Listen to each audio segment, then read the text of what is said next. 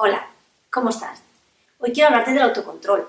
Es uno de los pilares de la inteligencia emocional y se me había quedado en el tintero avanzar con este tema. Habíamos visto en dos vídeos distintos algo sobre el autoconocimiento, pero todo esto tiene que seguir avanzando. Por lo tanto, vamos a hablar de lo que se conoce como la gestión o la autorregulación de las emociones.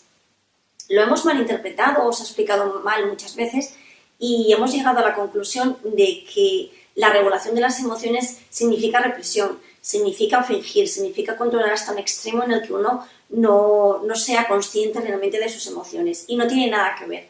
La regulación significa una gestión adecuada después de una identificación de esas emociones, tanto de las que nos generan bienestar como de las que nos generan malestar. Y esa gestión significa que las aplicamos y las utilizamos en el contexto y con la intensidad adecuada, que esa es la parte más difícil de la autorregulación. Lo que te quiero contar es aplicable a cualquier tipo de contexto, personal, laboral, más emocional, con una mayor carga o con menor carga. Por lo tanto, te aconsejo que lo empieces a poner en práctica en contextos más sencillos, donde hay una menor carga emocional y de la cual vayan a derivar consecuencias con menos impacto, y que poquito a poco vayamos aumentando el nivel de complejidad. ¿En qué consiste la regulación emocional? Bien, pues que después de esa identificación y esa gestión adecuada, lleguemos a crear el comportamiento adecuado.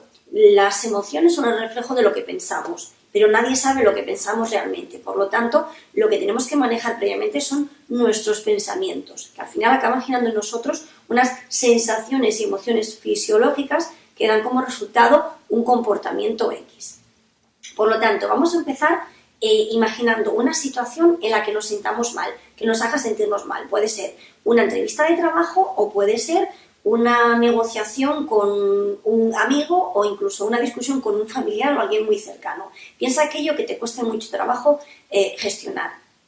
Bien, lo primero que tenemos que identificar es en esa situación qué tipo de pensamientos tengo, cómo es mi diálogo interno, cómo me trato o me maltrato, qué tipo de cosas me digo. A continuación, después de escribirlo en un papel, pero tienes que escribirlo y leerlo bien, eso generará mucho impacto en ti cuando nos damos cuenta de realmente cómo nos tratamos.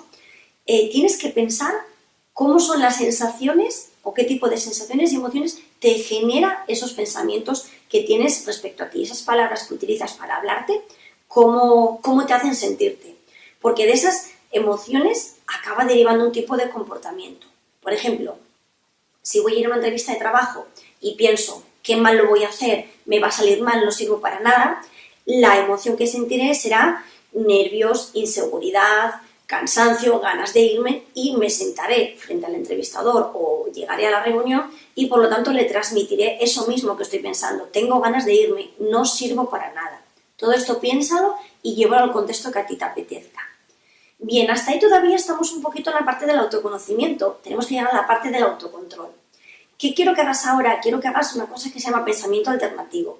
Vamos a inventarnos que si no fuese yo, si fuese otra persona, ¿qué podría pensar para actuar de otra forma distinta? Siguiendo con el ejemplo de la entrevista de trabajo, ¿qué puedo pensar para ir mucho más seguro? Si la sensación que tengo normalmente es de inseguridad, bien, pues voy a pensar que lo voy a hacer bien. Voy a pensar que voy a enfocar todas las preguntas desde el punto de vista de lo que puedo aportar de valor a ese puesto de trabajo. Y si me pongo nerviosa, pues no pasará nada y seguro que seré capaz a salir del atolladero. Por lo tanto, si voy pensando este tipo de acciones, al final nuestro comportamiento va a ser mucho más dirigido a buscar estos resultados a conseguir estos resultados que pretendemos, que es dar una imagen de lo que realmente tengo de positivo para ocupar ese puesto de trabajo.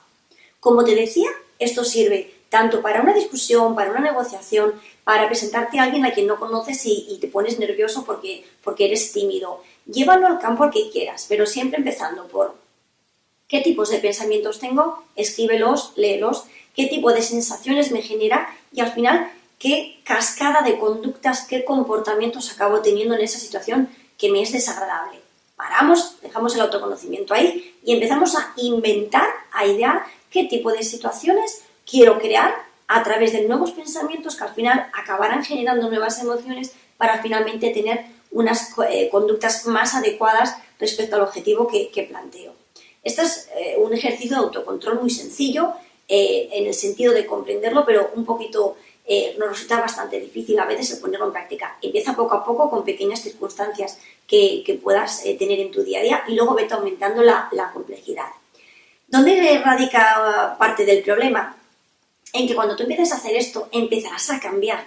Es decir, impactarás en todo tu entorno de una manera muy sutil, pero luego irás aumentando la complejidad y no todo aquello que te rodee te va a permitir un cambio fácil. Es decir, a medida que nosotros introducimos pequeños cambios en nuestra conducta, al final obligamos a nosotros a que cambien su actuación habitual con nosotros.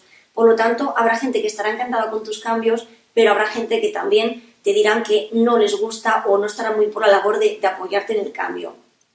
Incluso en algún momento alguien podría decirte cosas como cómo has cambiado, ya no eres el que eras, no eres ni tu sombra. Tú tienes que tener claro cuál es el objetivo de la búsqueda de tu gestión emocional y has de seguir adelante, siempre teniendo en cuenta que vamos a contarnos con la dificultad de que a muchos de los que nos rodeen puede que nuestros cambios no les vayan a gustar. A mí lo que me interesa es que realmente conozcas tus objetivos y que tengas la sensación de que nunca vas a perder la esencia de lo que eres, que por mucho que las conductas sean nuevas, no vas a ser un actor de lo que eres, sino que vas a ser una versión muy mejorada de lo que quieres llegar a ser en un futuro. Y bien, espero que el vídeo post sobre autoconocimiento vinculado ya a la autogestión y al autocontrol te haya gustado y nos vemos en el siguiente vídeo post. Gracias.